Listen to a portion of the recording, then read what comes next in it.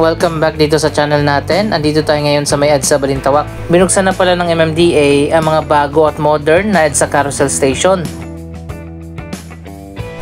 Isa sa mga modernong EDSA Busway Station ay itinayo dito sa Balintawak.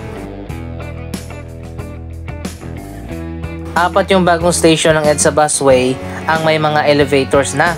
Ang bawat station ay mayroong 3 elevators, 2 sa magkabilang side at isa sa gitna. Pero ayon pa sa MMDA, nagkaroon ng problema. Kaya hindi agad nagamit itong mga bagong elevators dahil meron palang naninira dito sa mga bagong elevator, particular dito sa Balintawak Station, Bagong Barrio Station sa Caloocan at Monumento Station. Sinira yung mga elevator, binasag yung mga salamin at pinutol yung mga wire at kable.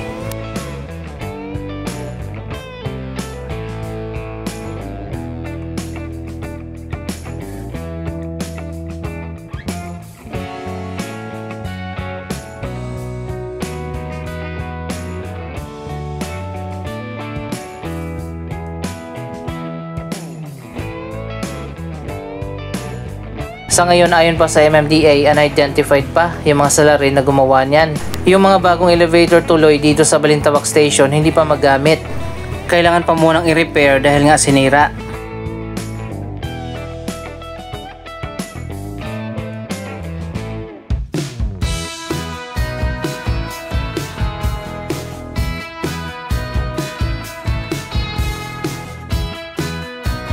Mabuti na lang, ayon pa sa MMDA, aayusin ng kontraktor ang mga nasira na elevators para magamit na ito ng mga PWD at mga senior citizen.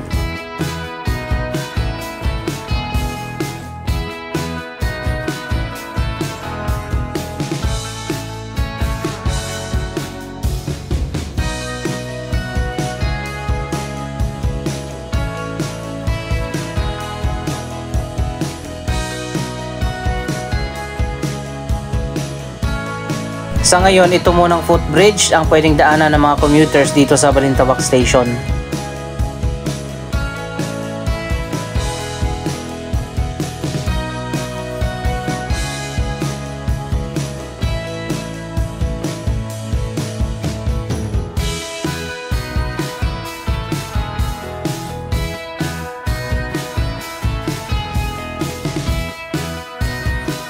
Kung sino man yung mga naninira dito sa mga public infrastructure, wala na nga kayong ambag sa lipunan, naninira pa kayo. Dapat maglagay talaga dito ng mga CCTV. So ayan guys, nire-repair pa ngayon itong mga bagong elevators sa Balintawak Station.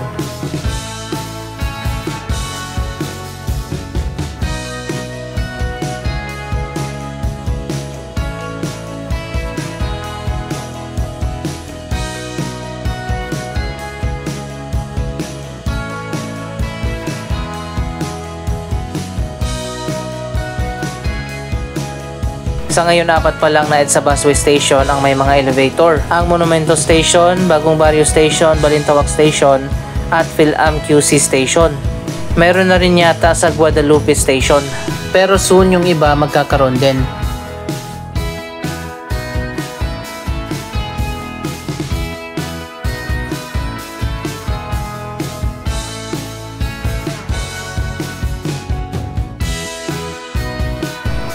Sana naman pahalagahan natin itong mga elevators na inilagay dito sa mga EDSA Busway Station. Ang makikinabang kasi dito ang mga PWD at mga senior citizen para hindi na sila mahirapan na sumakay dito sa EDSA Busway.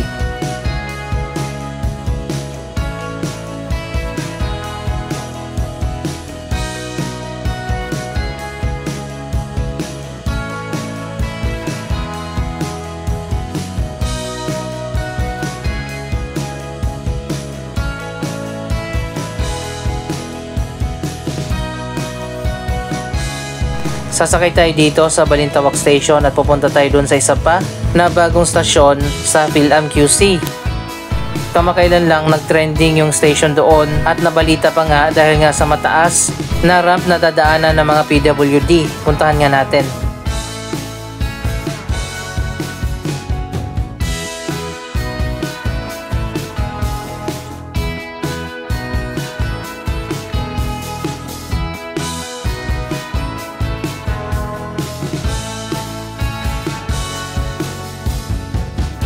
Andito na tayo sa North Avenue Station sa tapat ng Trinoma. At ang next station ay ang PhilAm QC sa tapat ng Vertis North.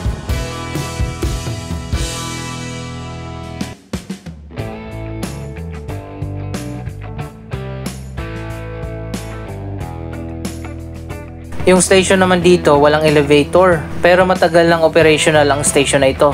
Sa ngayon sinisimula ng itayo ang isa pang station malapit dito, ang SM North EDSA Station.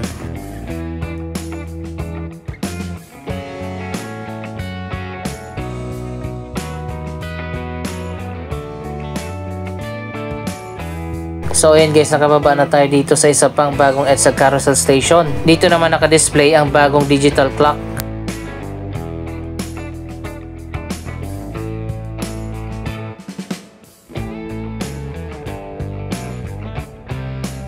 Ito ang Vertis North na malapit sa Quezon Avenue. Kabubukas lang din ang station na ito kasabay ng Balintawak Station.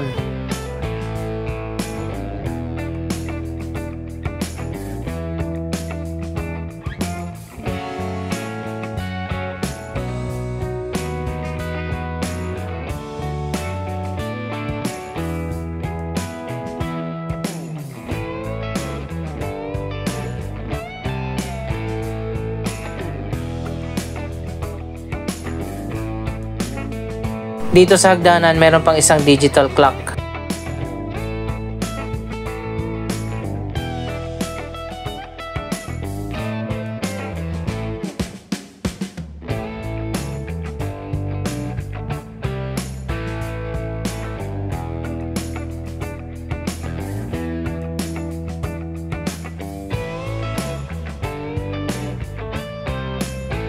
Napanood nyo naman siguro sa balita yung nag-trending na picture dito sa PhilAm QC Station, yung mataas na ramp na gagamitin ng PWD.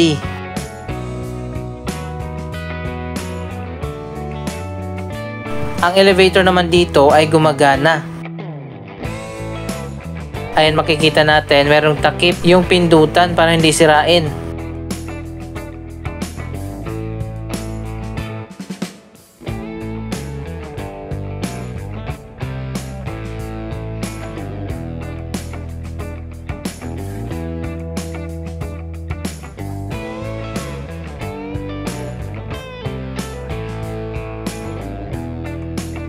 Mamaya susubukan din natin sumakay dito sa isa sa mga elevator.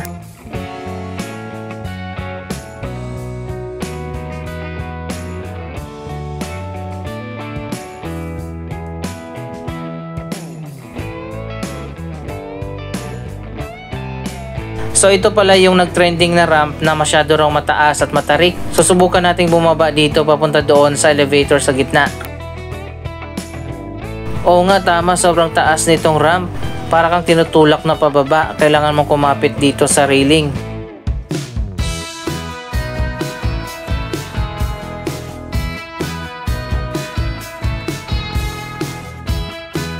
Ayon pa sa MMDA, wala na silang magagawa dahil ito na nga yung design ng ramp na itinayo dito. At sinusunod din yata nila yung requirements ng MRT3. Sa tingin nyo, tama lang ba o sobrang mataas ang ramp na dadaanan ng mga PWD, lalo na yung mga naka-wheelchair?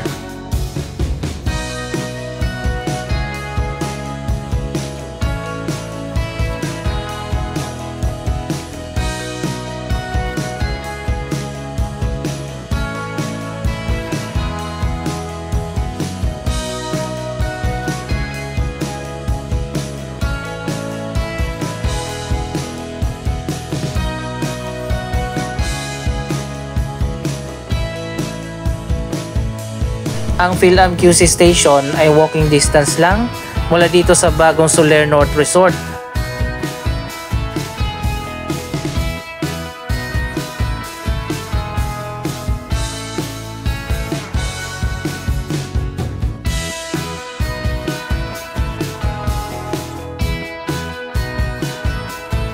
Dito naman sa kabila, yung ramp niya ay maiksi lang.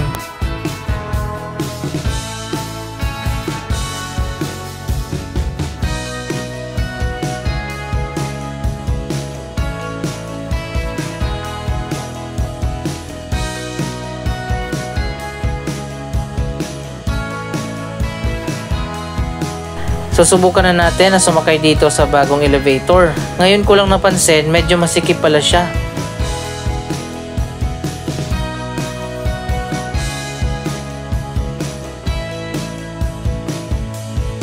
So ayan guys, makikita nyo naman medyo maliit lang yung elevator. Ilang tao lang yung kasya dito kapag merong naka-wheelchair, hanggang 2 lang.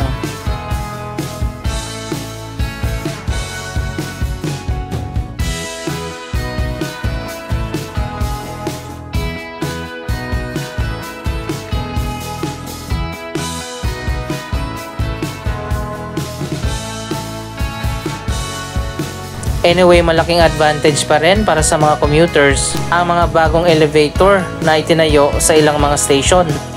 Ayon pa sa MMDA, ang ilang mga station ay magkakaroon din ng enhancement. Hindi ko lang alam kung lahat ba ay magkakaroon ng elevator.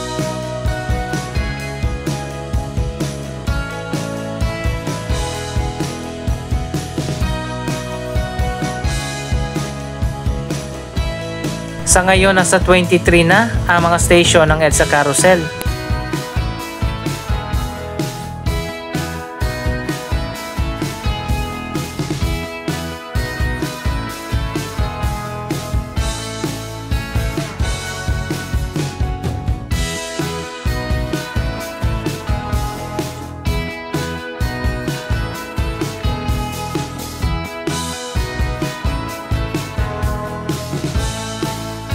Para sa walang magawa dyan na naninira ng public infrastructure, itigil nyo na yan. Wala nga kayong ambag sa lipunan eh.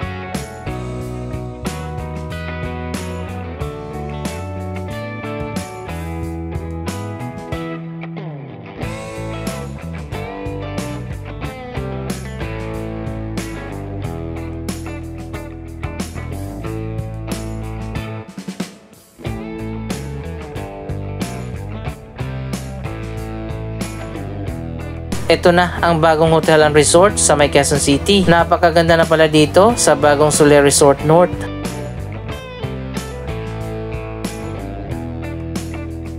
May giant 3D billboard din na nilagay dito sa harap.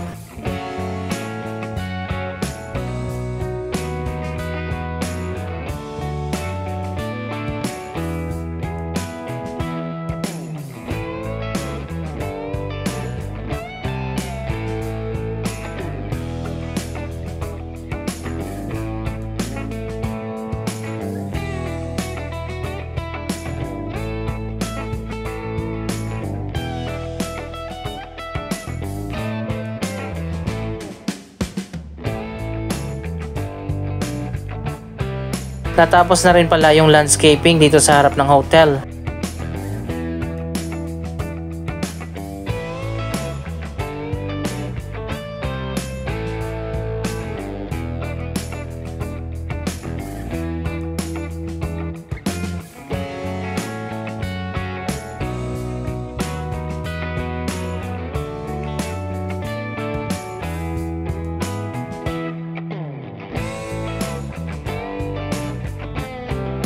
Ang Vertis North naman patuloy pa rin ang development. Marami pang iba't ibang mga projects ang itatayo dyan sa mga susunod na taon.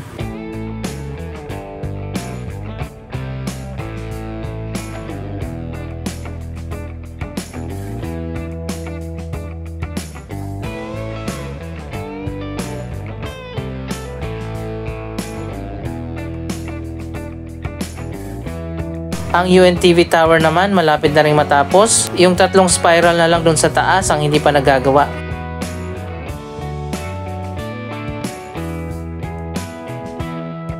Anong masasabi nyo sa mga bagong development na ito? Mag-comment lamang dyan sa baba ng inyong mga reaksyon. Maraming salamat sa inyong panonood. Don't forget to like, share, comment at subscribe. Thank you for watching.